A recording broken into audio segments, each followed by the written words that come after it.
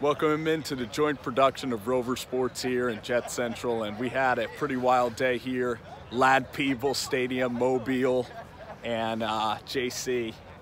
It was an interesting day out here, especially with the North practice in the afternoon. Right, yeah, I think the biggest question is that, what's going on with the quarterbacks. I thought Baker bounced back nicely, especially considering that he got in today on a plane.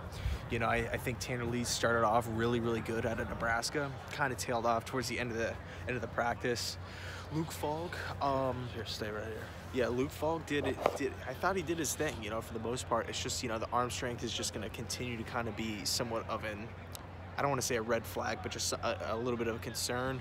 And then as far as Josh Allen goes, I thought Allen had a pretty nice day. You could see the velocity, you could see the zip, and the ball just pops right out of his hand. And I think for the most part, the quarterbacks had what you'd expect. Yeah, I mean, at first Baker really got off to a slow start. He looked flustered. The coaching staff was keeping him on the sideline for the majority of the time, actually, because it's either he didn't know the plays, or it just was Josh Allen running the show, and they wanted to send a message putting Baker in the doghouse. But then once Baker got out there, he's the one quarterback here that made confident throws. He plays with a different swagger than the rest of the kids. I like Luke Falk as a guy. He's a good person, but in terms of him being a starter, today it's just so apparent that he doesn't have the arm talent to ever be a starter, in my opinion, in the NFL. And it's just a hitchy release. It's like Phillip Rivers, but he can't throw a fastball. It's like Kevin Hogan of Stanford, kind of, with Luke Falk. And it was very apparent seeing Luke with Mayfield and Allen. Just that was my read on him. I think Luke can definitely, play at the next level. I think he's going to need a little bit of time. I was talking to you earlier about the New England Patriots being a nice fit somewhere early in the second round. They have that 49ers pick. So, overall, I think it's a good day. I thought the DBs did well. Kevin White's little brother, Kaiser White. Kaiser White. He had a day. He was a beast. He had a pick, and also Armani Watts, too, looked great. The kid Warner out of BYU is so fast for a linebacker. You're almost surprised that number 4 is a linebacker. And then my guy, Cyrus Neal, I think his name is. It's something Neal from Jack State in the first practice. Yeah, he had a nice day. So the North team has a lot more star power.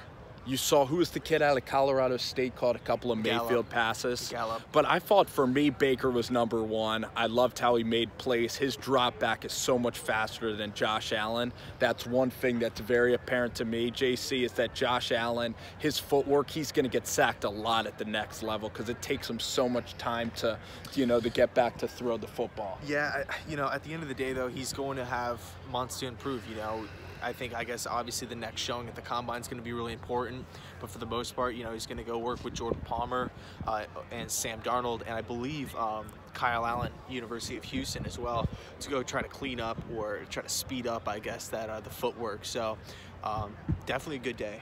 I thought that Tanner Lee today, he started out the day okay, and he does have a little bit of arm talent, but his release is just too quirky for me to work at the next level. And then he also floated some passes. He definitely takes a lot of sacks. So combined with the arm motion and everything, I see Lee being a 5th round guy, maybe 6th round. Luke Falk's a 4th rounder. He's a career kind of backup.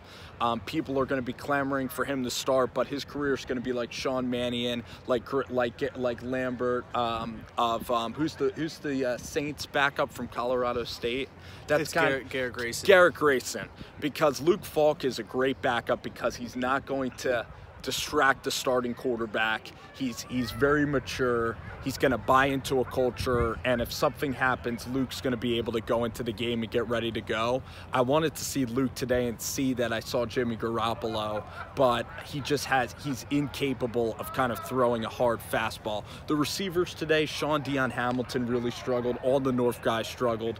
Baker just, played confidently, played aggressively. His footwork, he takes chances with the ball, and I think that Baker, you know, so far, I'd rate him #1, and he's solidifying himself. Josh Allen, you could tell that there's so much talent. It's fun watching him play the game, and he's going to be a high pick as well, with just the most upside out of a lot of guys. But he has work, and Baker got it together at the end. So this is it. This is Lad Peebles Stadium.